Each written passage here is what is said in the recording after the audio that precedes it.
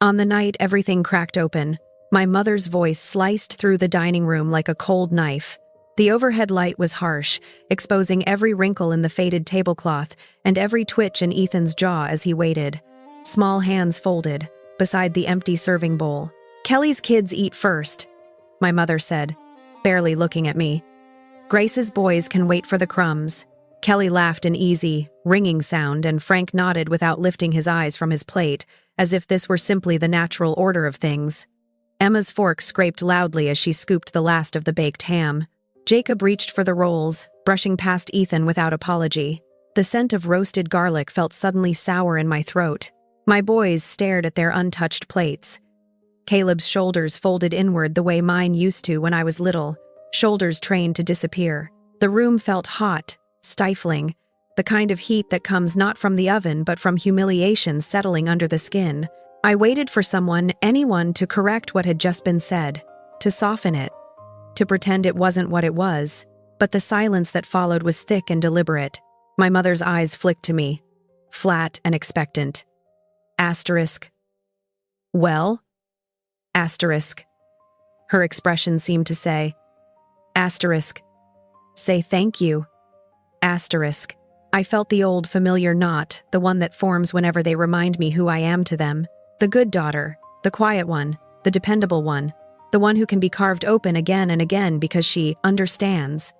At my age, I should have known better than to still hope for something different. The clink of Kelly's bracelet against her wine glass jolted me. She leaned back, smirking, her posture loose with entitlement. "Grace, they'll survive. They're boys. They eat anything." Ethan's eyes reddened. Caleb pressed his thigh against mine under the table.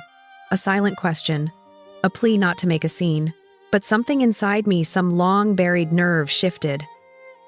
Or snapped. Or simply woke up after 20 years of being stepped on. I pushed my chair back. The scrape echoed louder than it should have. "Get your coats," I said softly to the boys. No one moved at first. Even the air felt stunned. Kelly blinked. "Wait, are you serious? Over food?" Frank grunted. "Sit down, Grace." "Don't start." My mother gave a dismissive little laugh. "Oh, let her go. She's sensitive. She always has been. Sensitive." The same word they'd used when they drained my college savings for Frank's truck repairs. When they took my wedding fund for Kelly's root canal. When they demanded I cover Kelly's car note because family helps family. I felt my hands shaking, not with anger but with clarity. Quiet, terrifying clarity. I helped Caleb with his sleeve. Ethan grabbed my hand tightly, his palm warm and slightly sweaty. The boys' coats smelled like cold air and laundry detergent. Clean, honest smells that made me realize how filthy this room felt. Kelly's voice followed me to the doorway, sharp and dripping guilt. "Grace, if you walk out, don't expect us to come running when your boys need something." I paused, just for a heartbeat. Long enough to hear how tired her voice actually sounded under the arrogance. Tired from depending on me, from assuming I'd always bend. I didn't look back. Outside, the December wind cut across the porch, cold enough to sting. But for the first time in years, it felt like it was waking me, not punishing me. The boys stood close to me, their breaths small white clouds in the dark. Daniel's truck rumbled in the driveway. He had driven separately, coming straight from an overtime shift, and when he stepped out, the porch light caught the concern in his eyes. "What happened?"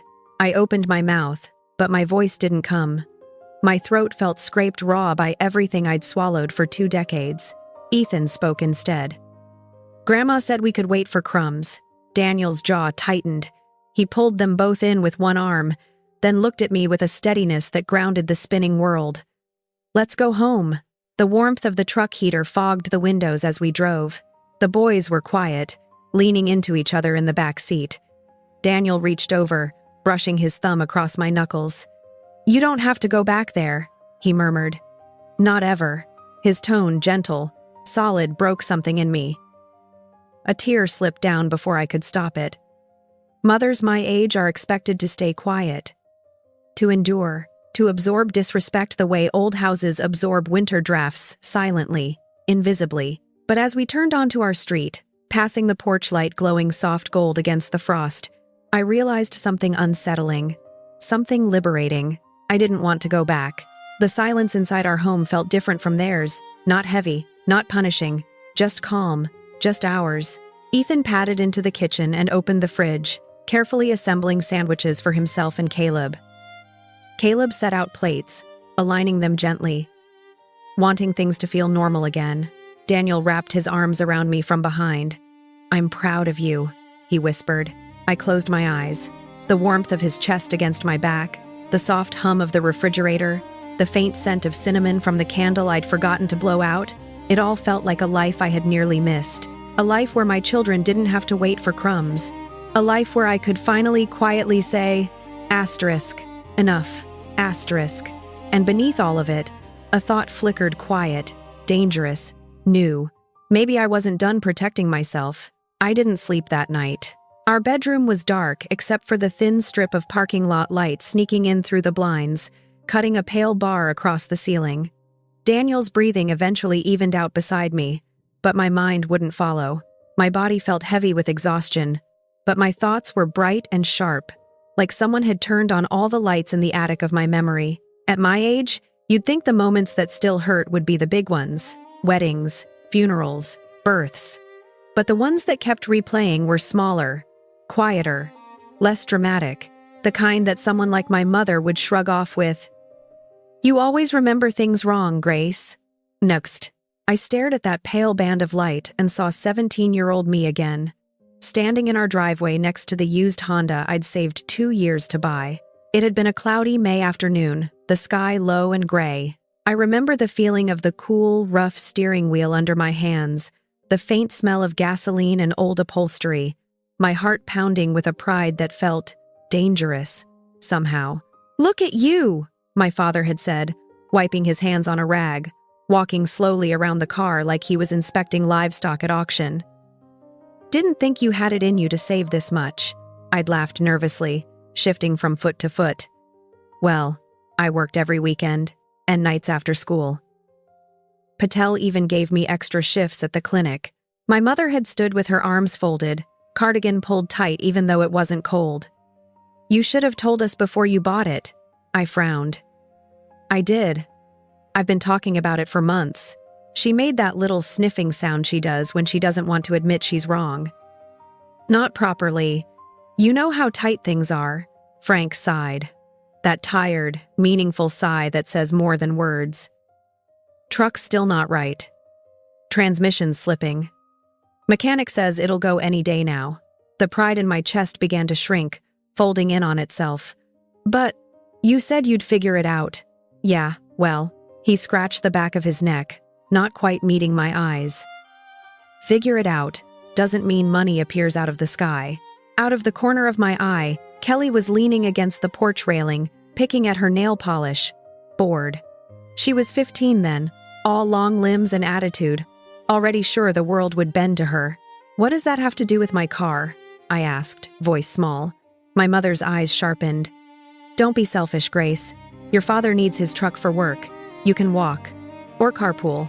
You've always managed." The word times selfish times lodged in my chest like a splinter. I remember the way the damp air clung to my skin, the faint scent of cut grass from our neighbor's yard mixing with the oil smell of the driveway. I also remember the feeling of my resolve draining out through my shoes, into the cracked concrete. "How much?" I whispered. They named a number that was almost exactly my savings. My father clapped a hand on my shoulder, the pressure heavy and patronizing. "You're a good girl, Grace. You understand family comes first. We'll help you out when we can. Help me out." That phrase would become a ghost in our house. Always promised, never arriving. I signed the withdrawal slip at the bank the next day with a knotted stomach. The teller smiled and said, "Big purchase?" And I said, "Something like that." My hands shook so violently I smeared my own signature. By the time I was 19 and in community college, it was textbooks. My anatomy book alone was over $200. I remember tracing the cover image with my finger, imagining myself a nurse, imagining a future where I wasn't always scrambling. Then the late-night phone call came. My father's voice, raspy and dramatic. "Tooth's killing your sister. They say it's infected. Root canal. If we don't do it now, it could spread.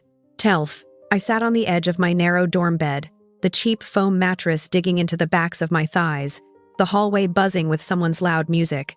Didn't her insurance cover it? A pause. Then my mother taking the phone. Insurance is complicated, Grace. We don't have time for this. You have some savings, don't you? You always do. We'll pay you back when things settle. Kelly, in the background, moaning like she was dying. I'd swallowed my protest. Again. At my age now, I look back at that 19-year-old girl and want to hold her shoulders, look her in the eye, and say, Asterisk. You are not the emergency fund of this family. Asterisk.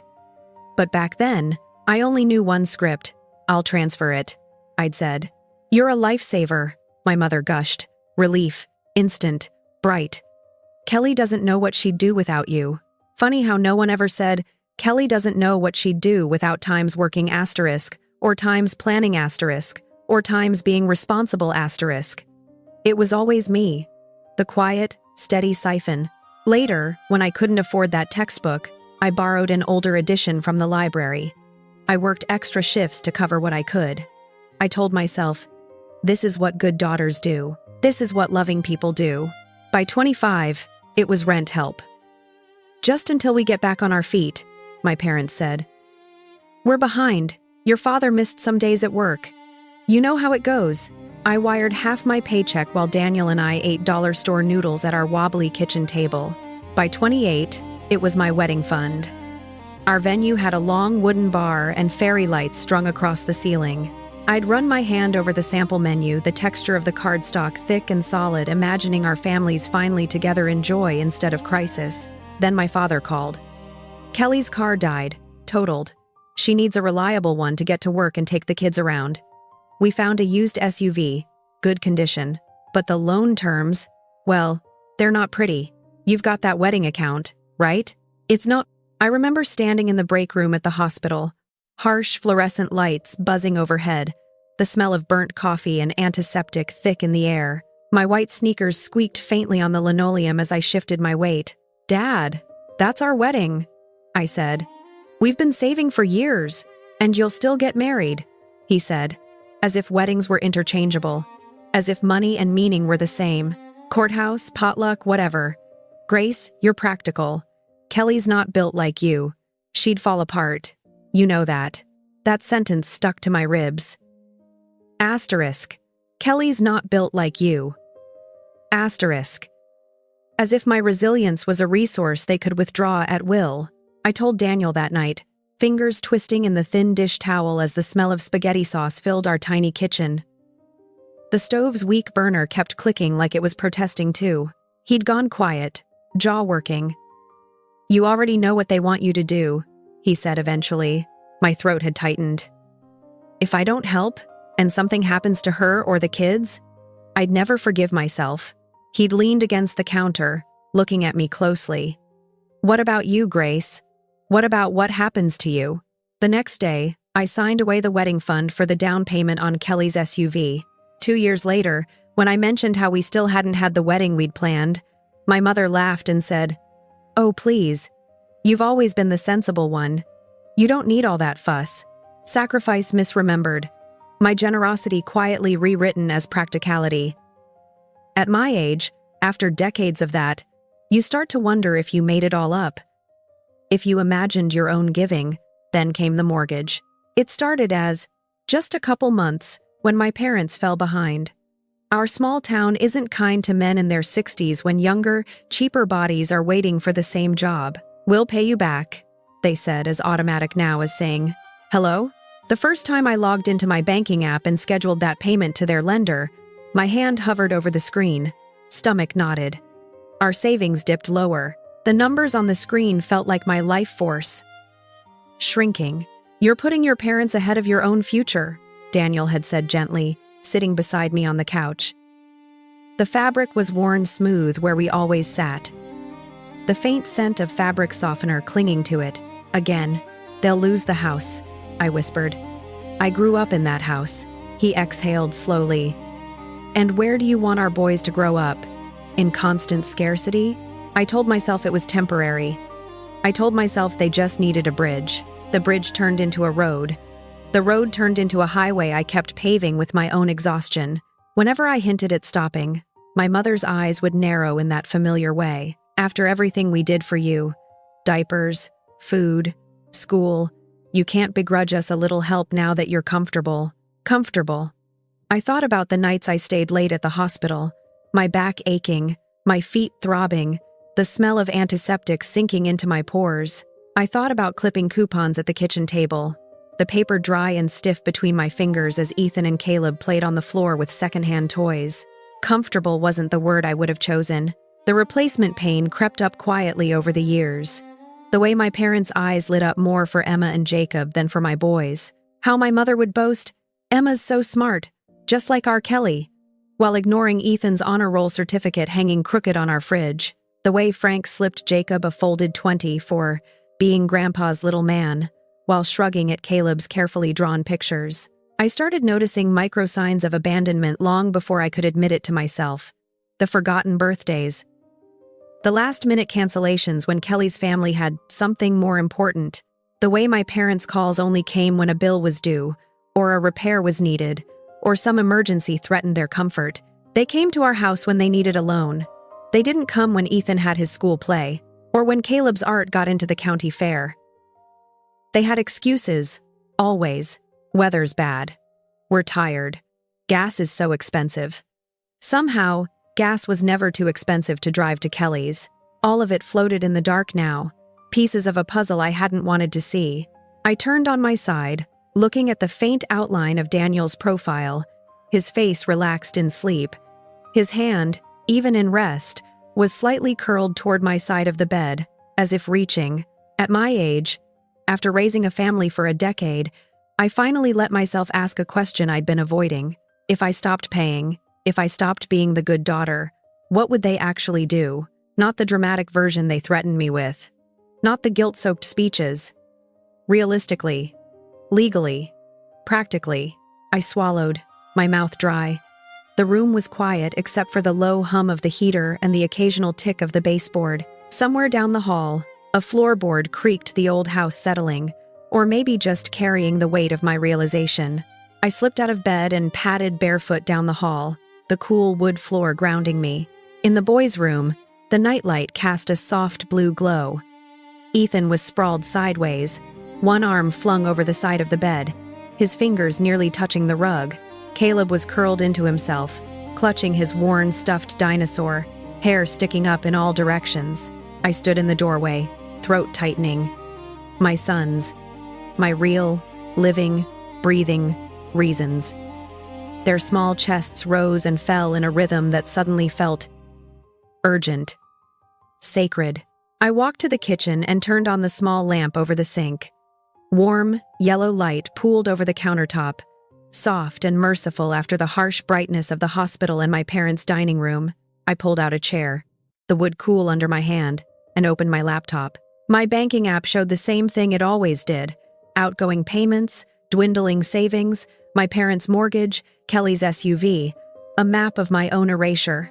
I scrolled slowly, my heartbeat loud in my ears. For the first time in 20 years, instead of asking, asterisk, how can I help them? Asterisk, I found myself asking, asterisk, what if I helped us? Asterisk, my cursor hovered over the scheduled payments. Behind me, I heard a soft shuffle. Daniel's voice came, low and rough with sleep. Grace? I didn't turn around. My eyes stayed on the screen. I think, I said, my voice shaking but clear. I'm done paying to be their daughter, too. And for the first time, the thought didn't feel selfish. It felt like survival. I woke up the next morning feeling like I'd been bruised on the inside. Not from the fight, there hadn't even been one, but from the weight of clarity that had settled overnight. It sat behind my ribs, heavy but steady, like something I'd been carrying for so long I'd forgotten it wasn't supposed to be there. The house was quiet when I got up. Winter light filtered through the blinds, soft, pale, almost apologetic. I wrapped my hands around a warm mug of coffee, letting the heat seep into my palms as if it could thaw the ache lodged in my chest. Daniel came in, hair mussed, still blinking sleep from his eyes. He leaned against the doorway, studying me. "You okay?" "I think so," I said. "I'm just tired." He crossed the room and kissed my forehead. Tired is better than broken. The words hit deeper than he could have known. By the time the boys were dressed and the cereal bowls were rinsed, the day had begun like any other. Lunchboxes zipped, shoes thumped against the floor.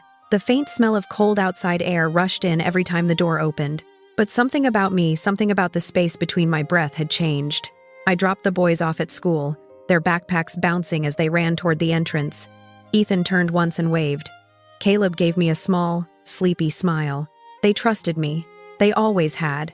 And I'd been giving that trust away to people who didn't deserve it. When I walked back into the house, my phone started vibrating in my pocket. Asterisk, asterisk, Mom. Asterisk, asterisk. The screen glowed with her name, cold and familiar. I watched it buzz until it went silent. Not 10 seconds later, it lit up again. Asterisk, asterisk, Dad. Asterisk, asterisk. Then asterisk, asterisk, Kelly, asterisk, asterisk. Then a text from Kelly that flashed across the top of the screen.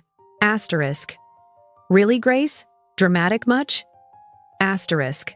My stomach tightened. Old training kicked in, the urge to respond immediately, to soothe, to explain away their cruelty like it was a misunderstanding. I pressed the phone face down on the counter. The vibration buzzed through the wood like a trapped wasp. I kept hearing my mother's voice from the night before. "Grace's boys can wait for the crumbs." The words replayed in my mind like a loop, each time cutting deeper.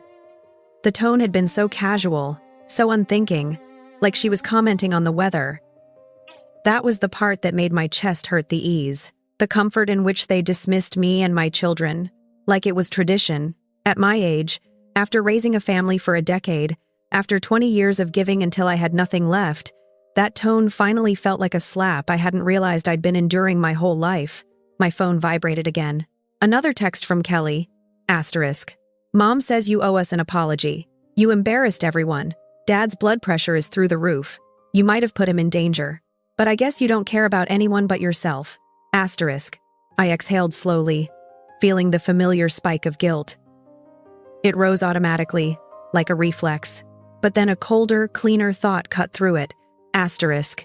They never worry about my blood pressure. Asterisk. I sat at the kitchen table. The chair's base wobbled slightly. One of the back legs had a crack, something I'd meant to fix but never had the time for. That small instability under me felt eerily familiar. The phone buzzed again, and I finally flipped it over. 3 missed calls, 7 texts, 1 voicemail from my mother. I didn't want to listen, but I pressed play. Her voice came through sharp, tight, controlled. "Grace, where do you get the nerve? Leaving like that, upsetting everyone. Kelly is devastated. The children were confused. We have always done our best for you, and this is how you repay us? You need to get a handle on your emotions.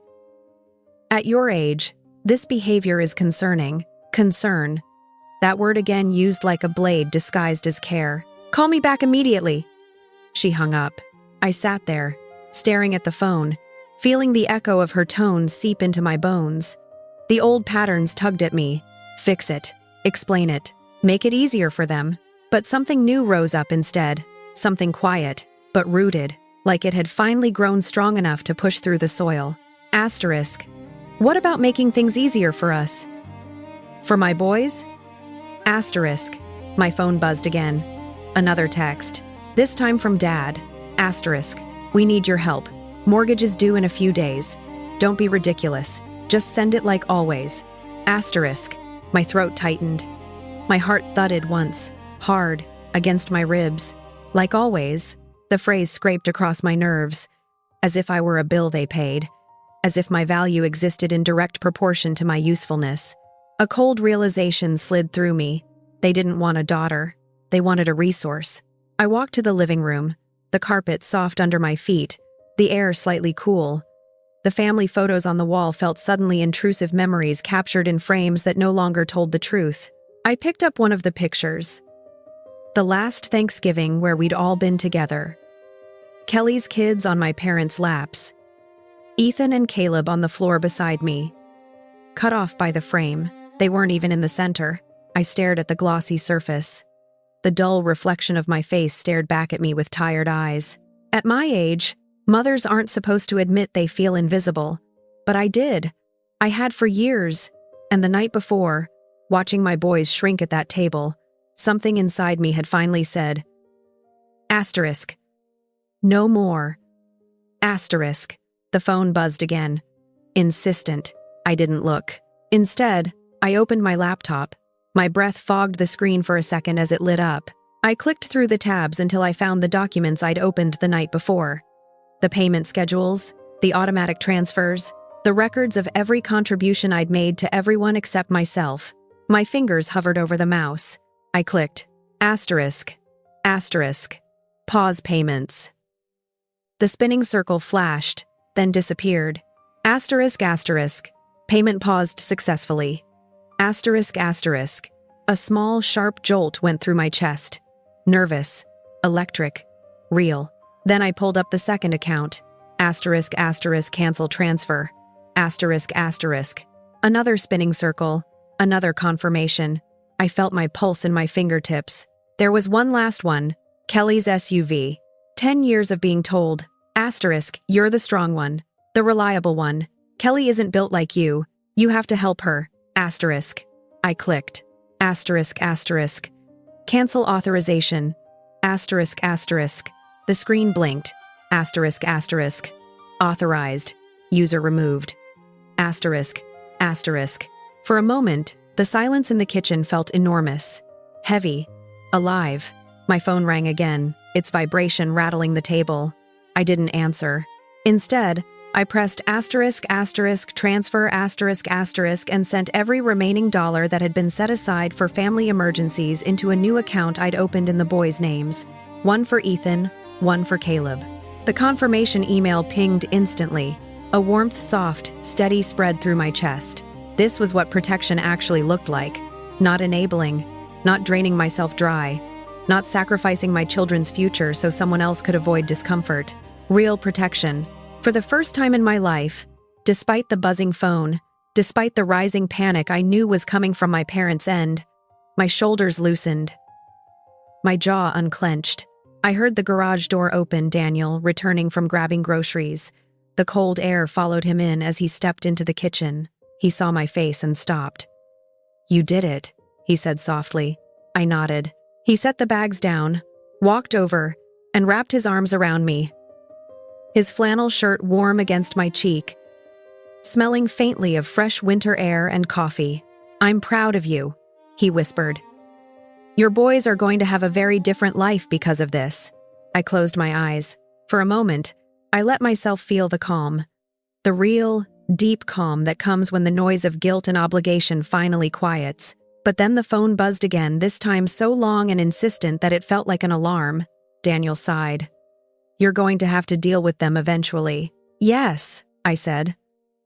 But not like before. I picked up the phone. I stared at the screen. Asterisk, asterisk. 23 missed calls. Asterisk, asterisk. The latest text from Mom read, asterisk. You don't understand what you're doing. We'll talk in person. Don't make this worse. Asterisk. A chill skimmed down my arms. Because I suddenly realized exactly what they'd do next. And how far they'd go to pull me back into the role I'd finally set down. I didn't go over there. That was the first difference. In the past, the second my parents hinted at times we need to talk asterisk, I'd grab my keys, heart pounding, already rehearsing apologies. I'd show up at their house before they even finished the guilt message, ready to patch the crack before it spread. But that morning, I stayed at my kitchen table. The winter light had shifted, a faint beam warming the worn wood beside my elbow. The refrigerator hummed softly behind me. A faint scent of the cinnamon candle from last night still clung to the air, gentle, grounding. I wasn't running anymore. Daniel poured me a mug of tea and set it down in front of me. I've got work in an hour, he said gently. You're not alone today. Oh, I nodded, though my chest tightened with nerves. I know. He hesitated, then added, This isn't the kind of thing that gets better immediately. I know, I repeated. What I didn't say was, asterisk. This is the kind of thing that gets worse before it gets better. Asterisk. Asterisk. 10 minutes after he left, the knock came. Heavy. Familiar. Impatient. I stood still in the living room, heart thumping against my ribs. The thin curtains were drawn, but I could see the faint outline of two figures on the porch. My parents. The next knock rattled the frame. "Grace," my father barked. "We know you're home. Open the door." My stomach twisted. Not fear. Not exactly. More like the muscle memory of fear, the ghost of how I used to react. I didn't move. My mother's voice came next, sweeter but edged like cracked porcelain. "Honey, let's be adults. We just need to clear the air." I wrapped my arms around myself and stayed quiet. At my age, I shouldn't have been afraid of my own parents. But boundaries feel dangerous when you've never been allowed to have them. After a long silence, I heard my father mutter, "She's being ridiculous," followed by the crunch of footsteps retreating across the frozen front walk. Then the car door slammed. The house went still again. I exhaled shakily and walked to the window just in time to see their sedan pulling away. Kelly was in the passenger seat, staring at my house like it had personally offended her. I didn't know what they'd do next, but I knew it wouldn't be gentle. The first call came from the lending company. A polite-voiced man asked me to confirm whether I would still be contributing to the joint mortgage arrangement for Frank and Nancy Miller. His voice was smooth, pleasant, detached. Just a man, doing his job. "No," I said, gripping the phone with cold fingers. "I won't be continuing those payments." "Understood," he said. "We'll notify the primary borrowers. They are currently 2 months past due." My stomach clenched. My parents were further behind than I thought. When I hung up, I let myself feel the weight of it. Not guilt, just gravity. The reality of choices echoing through years of habit. I could hear Daniel's voice in my head. Asterisk. "You are not responsible for their lack of planning." Asterisk. Asterisk. I repeated it like a mantra, but the next call, this one from the auto finance company, hit differently. "We're calling to confirm that the authorized payment account for Kelly Miller's vehicle loan has been removed." I swallowed. "Yes, that's correct." There was a pause, then the faint sound of typing. "The account is now delinquent. The lender will be initiating the repossession process if it is not brought current." I closed my eyes. My hand tightened around the phone until my knuckles whitened. Sensory details anchored me, the warmth of the heater against my legs, the soft texture of the couch cushion under my palm, the distant muffled laughter of children outside, bundled in coats on their way to the bus stop. "Thank you," I said quietly. The call ended. I sat there, staring into the middle distance, feeling everything. Fear, relief, anxiety, clarity. But underneath all of it, a strange, quiet strength. A strength I'd never been allowed to access. A strength I wasn't sure I was permitted to feel. At my age, after decades of doing what I was told, that feeling was almost overwhelming. Around noon, my phone buzzed with a message from Kelly. Asterisk. "They're going to lose the house, Grace. Are you proud of yourself?" Asterisk. Then another. Asterisk. "My car is getting taken because of you. Because you made yourself the victim." Asterisk. I read each message slowly, breathing through the familiar rise of guilt. But then something happened inside me, an internal shift so subtle it was almost silent. I saw the pattern. Every crisis had always been my responsibility. Every consequence of their times choices was somehow mine to absorb. But not anymore. Not after what she said to my boys. Not after 20 years of treating me like a spare wallet instead of a daughter. I put the phone down. I went to the closet and pulled out a small, slightly dented metal folder box, the one I kept our birth certificates, marriage license, insurance papers in. The box clicked open with a metallic snap. Inside, tucked behind the tax returns, was an envelope I'd almost forgotten about. I slid it out. The paper had yellowed slightly at the edges. My name was written on the front in brisk, no-nonsense handwriting. Attorney Markowitz. I'd seen him once, years ago, when Daniel insisted we update our will after Ethan was born. The memory was faint. The smell of old books, the warm tone of his office lamps, the texture of the leather chair under my fingers. I opened the envelope. Inside was a card with his direct number. And a note, written in his sharp handwriting. Asterisk. If circumstances change, call me. You do not have to stay tied to anyone financially if it harms you. Asterisk. At the time, I hadn't understood what he meant. I do now. I took out my phone. My hands were cold but steady. When he picked up, his voice was exactly as I remembered, calm, measured, like someone who understood both the law and human exhaustion. Grace Miller, he said, recognition in his tone. It's been a while. How can I help? I took a breath. I need to protect my family, I said. My voice wavered, then steadied. Legally, financially, and I need to understand what my parents and sister can and cannot do now that I've stopped paying their bills. There was a small pause. I imagined him leaning back in his chair, fingers steepled, assessing. Tell me everything, he said. So I did.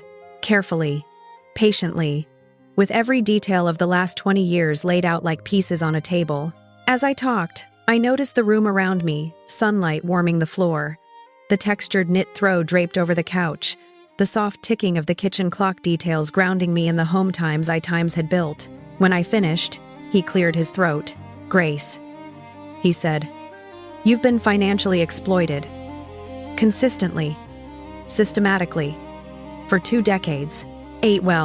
Hearing those words felt like someone lifting a 100-pound weight from my shoulders. Exploited. Not helping. Not supporting. Not being a good daughter. Exploited.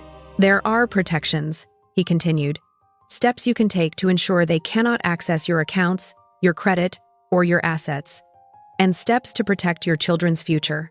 My throat tightened. What do I need to do? I'll prepare documentation, he said. Financial boundaries in writing. Removal of your information from any shared obligations. Alerts to protect your credit. A formal notice that you will not be contributing to their debts. And if they escalate, options for harassment protection. Harassment, another word I'd never dared to apply to my family. Tears filled my eyes, quiet, steady, cathartic. Not from sadness, but from the shock of finally being seen. I also recommend, he added, that you begin documenting everything, every call, every message, every incident of financial demand or emotional manipulation. I wiped my cheeks. Okay, I can do that. And Grace? His voice softened. You're not wrong for setting boundaries. You're not cruel. You're not abandoning them. You're protecting your own family. The one you created. That matters. The call ended. I sat there for a long, still moment, feeling the warmth of the sunlight spreading across my lap, feeling something inside me shift into place, like a long misaligned bone finally realigning.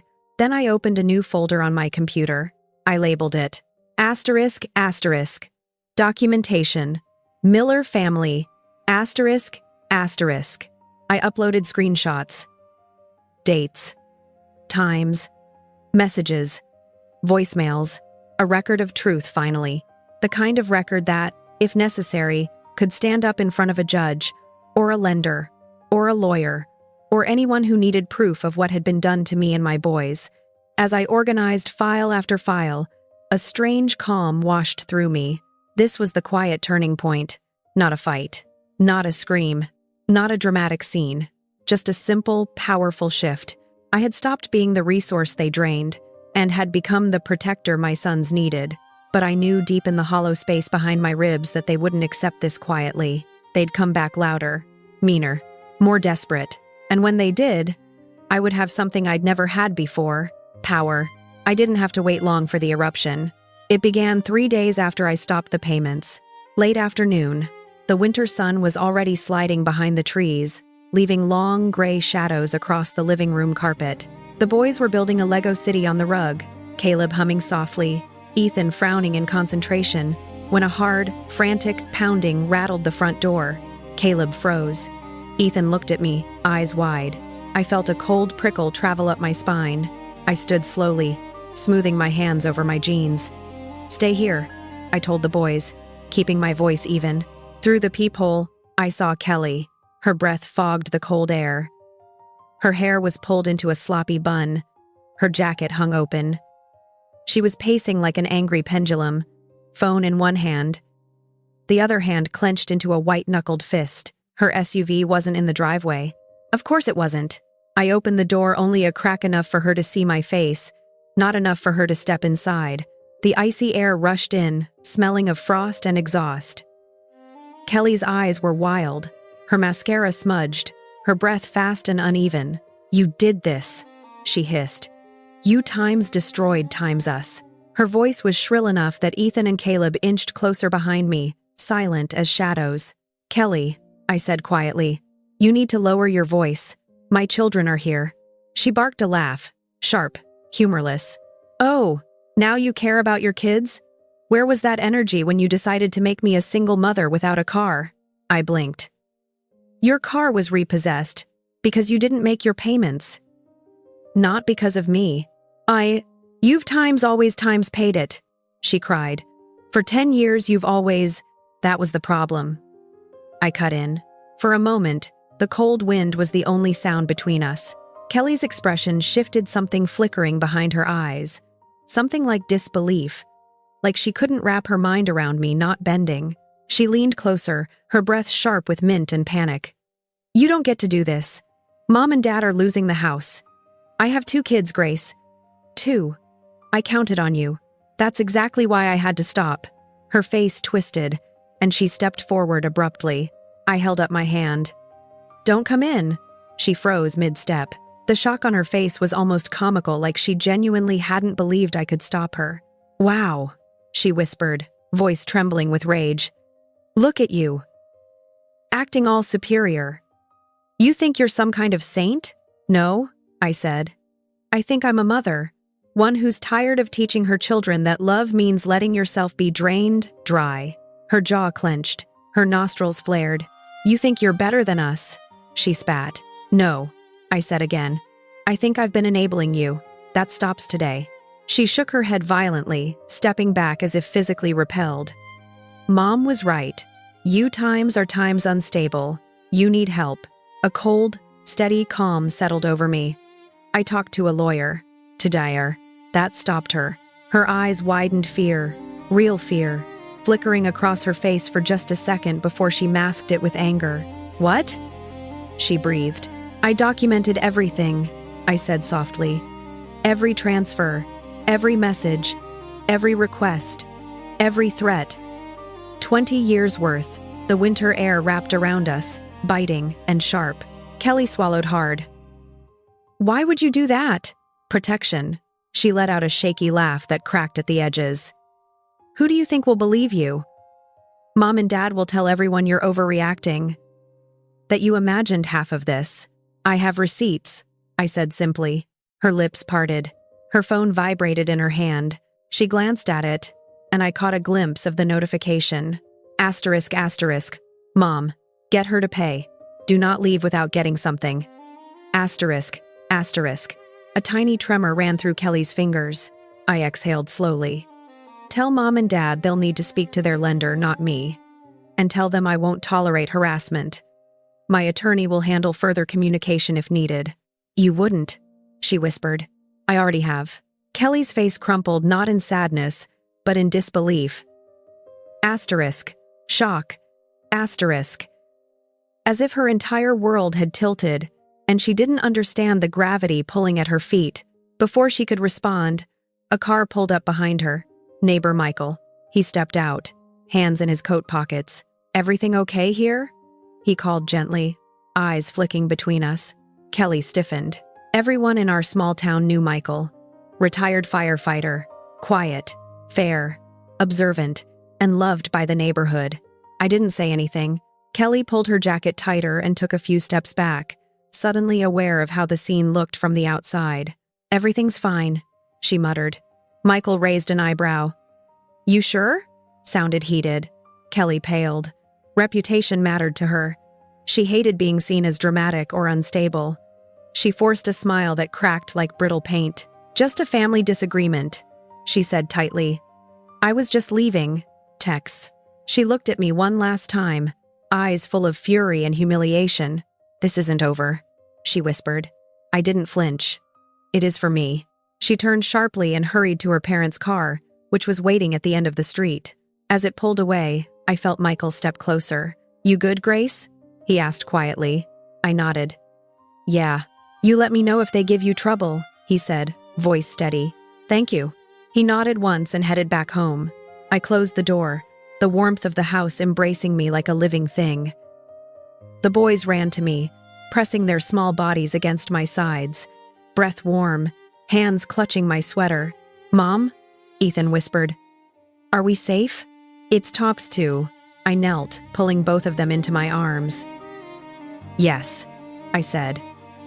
Absolutely. Caleb's voice was small. Why was Aunt Kelly so mad? I exhaled slowly, brushing a strand of hair from his forehead. Because she's used to me solving her problems. And now, I'm solving ours. They nodded, though they didn't fully understand. But one day they would. That night, after the boys were asleep and Daniel had wrapped me in his arms, my phone buzzed again. This time, it wasn't anger. It was worse. A message from my mother. Asterisk. We've told everyone what you've done to us. People at church are shocked. They can't believe how you turned your back on your own family. Asterisk. I stared at the screen. Then another message. Asterisk. Pastor Dawson says pride leads to destruction. Asterisk. A slow, simmering heat spread through my chest. Not anger, clarity. I would not let them turn the story upside down. I opened my laptop, attached every screenshot, every payment history, every message, every record of the years. I had carried them, and with steady hands, I sent it all to Attorney Markowitz. Within minutes, he replied, asterisk, asterisk. Good. I see the pattern clearly. If they escalate with public defamation or harassment, we will respond formally. You've done the right thing. Asterisk, asterisk. I closed the laptop. I lay back in bed. The house was warm, safe, quiet. For the first time in 20 years, the truth was no longer something I whispered to myself. It was documented, protected, real. And I knew deep in the core of me that this was the moment the story shifted, not because I fought, but because I finally, silently, stopped letting them rewrite history. They had lost control, and they knew it. The fallout didn't arrive like a storm. It arrived like winter frost, quiet, creeping, impossible to ignore. By the end of the week, people in town began looking at me differently. Not with cruelty. Exactly. With time's curiosity. Asterisk. With that small-town tilt of the head that meant times. I heard something, and I'm trying to see if it's true. At the grocery store, the fluorescent lights hummed overhead, cold and unforgiving. The produce section smelled faintly of oranges and damp cardboard. I was reaching for a bag of potatoes when I felt someone approach. Mrs. Langford. Sweet, elderly, soft-spoken someone who always smelled faintly of lavender hand cream. She placed a gentle hand on my sleeve. Grace, she said softly. I heard your parents are going through trouble. I froze, not in fear, but in the kind of emotional bracing you learn after years of being misunderstood. She continued, I told Nancy I wasn't taking sides. I don't know the details, but I've seen how hard you work. Her eyes met mine. Warm. Real. I just wanted you to know that some of us aren't so quick to judge. My throat tightened. Thank you, I managed. She squeezed my arm, then shuffled away, leaving me blinking under the harsh lights. But not everyone was that gentle. Pastor Dawson caught me outside the preschool parking lot the next day. The January wind cut across the lot, sharp enough to sting. He stood there in his heavy coat, scarf neatly wrapped, eyes full of concern that felt more performative than sincere. Grace, he said, your parents are hurting. Deeply. They say you've abandoned them. Abandoned. The word hit like a cold slap. I forced a breath. I didn't abandon anyone. He tilted his head. Family is sacred. The scripture says. I cut him off before I could lose my nerve. Pastor, with respect, have you ever asked my parents where their money went? Or who paid their mortgage for the last 2 years? Or who covered Kelly's life choices for a decade? His lips parted. Shock. He hadn't expected resistance. You've only heard one side, I said quietly. He cleared his throat. Nancy said you refused to speak. I refused to be manipulated. His eyes widened slightly. I stepped closer, my breath a faint cloud in the frigid air. I won't apologize for protecting my children. At my age, after everything I've done, I think I've earned the right to draw a line. Ow. Something in my tone, calm, certain must have reached him. He nodded once, awkwardly adjusting his scarf. I see. Well, I hope healing comes to your family. Healing. I didn't respond. I walked away, boots crunching over a thin layer of snow. The old me would have shaken afterward, replaying the moment, wondering if I'd been too sharp. But now I felt grounded, clear. I wasn't the confused one anymore. That afternoon, the real fallout began. I was sitting at the kitchen table helping Caleb with his art project when my phone buzzed with an unknown number. Repossession agent, I answered cautiously. Hello? Mrs. Miller? We attempted to recover the vehicle at the listed address, but the owners became confrontational. The words sank in slowly. Confrontational. I swallowed. Is everyone okay? No harm done, he said, sounding unfazed. But they refused access. We'll return with proper authorization. Just wanted to confirm that you're no longer associated with the loan. I'm not, I said. Please proceed however the law requires. He thanked me and hung up. Across the table, Caleb was carefully gluing tiny blue pieces of cut paper onto a cardboard ocean. His small fingers moved delicately, brow furrowed in focus. He looked up. Mom, are you okay? I forced a smile. I'm all right. Just grown-up stuff. Ethan wandered in, grabbing a snack from the pantry. Is Grandma mad at you? The question was simple.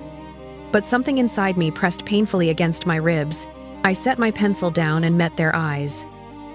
Grandma is upset about something that has nothing to do with you. What matters is that times are safe. And I'm taking care of us. Ethan nodded slowly. Caleb hummed in quiet agreement. At my age, after raising children who were learning how to read the world through my reactions, I finally felt the weight of my choices shifting in the right direction. I wasn't teaching them to bend. I was teaching them to stand. That evening, Daniel came home with 2 bags of groceries and a look on his face that told me something had happened. What? I asked. He set the bags down slowly. I stopped by the gas station. Ran into Mark Donovan. I stiffened. Mark was a longtime friend of my father's, chatty, loud, always eager to spread whatever story he'd been told that morning. And? I asked, bracing myself. Daniel exhaled. He said your parents were telling everyone that you'd stolen their mortgage money. That you promised to support them forever. That you betrayed them after everything they did for you. A familiar tension started in my jaw. But then, Daniel said carefully, Mark said something else. I looked up. He said your sister was screaming in the gas station parking lot yesterday because the repo truck showed up at the worst possible time. Everyone saw it. Loud scene. Neighbors staring. I felt my breath catch. Public consequences. The third twist, moving quietly into place. She was screaming that you ruined her life, Daniel continued. But apparently, someone there, someone who overheard everything said, "How come Grace was paying for your car anyway? That doesn't make sense." I blinked. People are asking questions now, Daniel said gently. Real questions. I sat down slowly. The chair creaked softly under me. The kitchen lights cast a warm glow on the table, grounding me. All these years, they'd counted on silence. On my unwillingness to expose the truth. On the small-town expectation that good daughters don't talk. But once the truth came out, even a sliver, people started doing what my parents never expected. Thinking, wondering, connecting dots. Daniel stepped behind me, placing both hands on my shoulders, his thumbs warm against my tense muscles. They're not just losing your money, he said softly. They're losing the story they built about you. I closed my eyes. That was the real loss for them. Not the house, not the car. Control, narrative, reputation. And as much as I felt a twinge of sadness, a mourning for the parents I wished I'd had, I also felt something else. Relief. Deep, quiet relief. 3 days later, the final crack appeared. I was pulling into the grocery store parking lot when I saw my parents coming out of the entrance with their cart. Kelly was with them, arms crossed, face tight. Her hair was greasy. Frank looked tired, pale. Nancy kept glancing around as if checking who was watching. When our eyes met, they all stopped walking. The cold wind rushed between us, carrying the faint smell of diesel and salt from the treated roads. My father lifted his chin, trying for authority, but his voice wavered. "You need to fix this, Grace," my mother added sharply. "People are talking. The pastor thinks." For once, I didn't let them finish. In that moment, something inside me, something battered, something patient, something too gentle for too long, finally stood up straight. "I won't discuss this here," I said calmly. "And there's nothing to fix," Kelly scoffed. "You love embarrassing us, huh? You enjoy making us look bad?" "No," I said quietly. "I just stopped letting you use me." The silence that followed was dead and cold. My mother's face twisted, anger morphing into something brittle and desperate. "How could you do this to Time's family asterisk?" I looked at them, really looked at them, at the people who had expected me to sacrifice my children's security for their comfort, at the people who taught me that love was conditional, transactional, disposable, at the people who had believed they owned me. Then I said the words I should have said 20 years ago. "Family doesn't take until you have nothing left." Kelly blinked. Frank swallowed. Nancy's mouth fell open. Then I turned, pushing my cart toward the entrance, the sliding doors whooshing open in front of me. I didn't look back. The air inside the store was warm, filled with the scent of bread and citrus, and something sweet from the bakery aisle. I realized, as the doors closed behind me, that I wasn't shaking.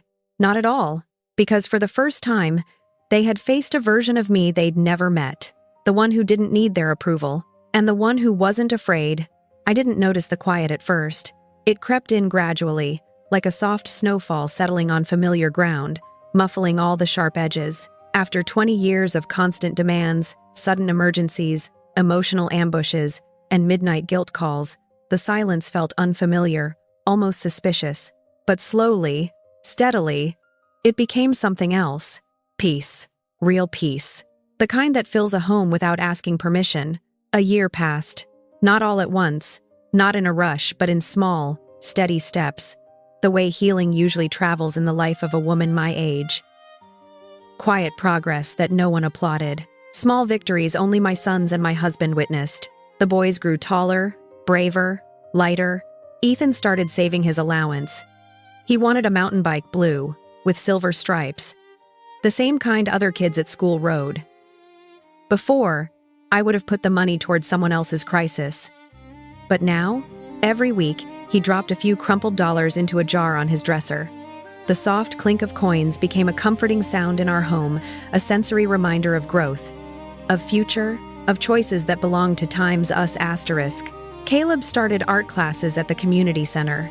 Twice a week, he stood in a bright room that smelled of acrylic paint and wooden easels, his small hands gripping brushes with a seriousness that made my heart ache. On his first day, he'd glanced up at me nervously. "It's okay if it's too expensive," he whispered. The room was warm, sun pooling on the scuffed floor like honey. "It's not too expensive," I said, kneeling so my eyes met his. "Your dreams matter in this house." He leaned into me, his small arms warm around my neck. Our home changed in ways I didn't expect. The air felt lighter, the mornings calmer. Breakfast wasn't rushed or tense. The boys weren't stepping gingerly around my exhaustion. Daniel wasn't rubbing stress-pinched muscles from my neck every night. The house didn't carry the heavy scent of dread I'd been pretending not to notice. Instead, I noticed new things. The soft warmth of golden hour light through the kitchen window. The gentle rhythm of the boys' laughter echoing up the stairs. The way Daniel reached for my hand more often, thumb brushing the soft skin at the base of my thumb in quiet reassurance. The scent of cinnamon rolls on Sunday mornings, when we made breakfast together. The cool air at night as we walked our neighborhood. Street lamps glowing like old friends. I had room in my chest again. Room for joy. Room for rest. Room for myself. Room I hadn't had since I was 17. My parents and Kelly faded. Not all at once. Not dramatically. There were calls, some furious, some pleading, some dripping in guilt, but when they realized I wouldn't yield, the calls became spaced out. Then sporadic. Then rare. And finally, nothing. They lost the house. The SUV never returned. Eventually, word got around about everything they'd kept hidden. You can't hide 20 years of dependency in a small town forever. Not when neighbors saw the repo truck. Not when lenders posted notices. Not when people put together patterns that had always been there. The last time I ran into someone from their old circle, a woman from church, she pulled me aside in the cereal aisle. "I'm sorry, Grace," she whispered. "For believing them. For judging you before I knew the truth." Her eyes were soft, sincere. "As mothers," she said, her voice thick with emotion, "we don't owe our adulthood to anyone but the families we create." I nodded, unable to speak. I was no longer the villain in their story. I was a mother protecting her children. The community saw it, and in a quiet, powerful way, they respected it. That was the social twist I never expected. The town didn't shame me. They validated me. They saw me. After years of being invisible, it felt like standing in warm sunlight after a lifetime in shadow. Legally, everything settled cleanly.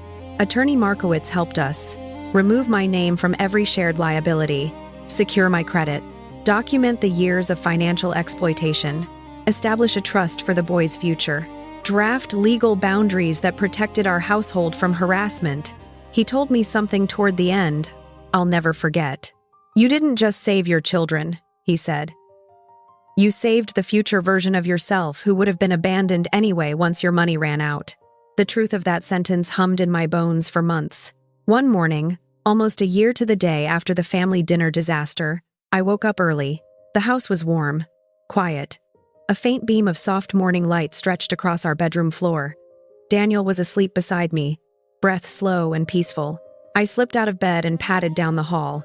The wood floor was cool beneath my bare feet, grounding me. Ethan's door was ajar. He was curled under his blanket, his new mountain bike helmet hanging on a hook beside his bed, bright blue, still pristine. Caleb was sprawled across his comforter, one arm dangling, a smear of dried paint still on his wrist from the class he'd loved last night. I stood in their doorway, breath catching slightly. A year ago, they'd waited for crumbs at someone else's table. Now, they stood at the center of their own home. At the center of my time's life. As they should have always been. I walked to the kitchen, the familiar scent of coffee blooming as the machine sputtered to life. The hum of the refrigerator filled the quiet. The warmth from the heater brushed my ankles. I wrapped my hands around my mug and looked out the window at the slow dawn rising over our small street. Pale pink light touched the rooftops. Frost glimmered like powdered sugar. And in that moment, soft, simple, ordinary, I understood something that had taken me decades to learn. I hadn't lost my family. I had shed the people who never acted like one. I had kept the true ones. The ones who smiled when I walked into a room. The ones who didn't tally debts. The ones who didn't measure my worth by what I gave up. The ones who didn't ask me to shrink. The ones who didn't feed my children crumbs. I took a deep breath, the warm air filling my lungs. In my house, my boys would never wait for crumbs again. Not while I'm alive. Not while I'm their mother. Not after everything I've learned. And as the sun rose, golden and quiet, I stepped into the day with a strength I had earned the hard way. Not loud, not angry, not bitter, just whole. Finally, whole.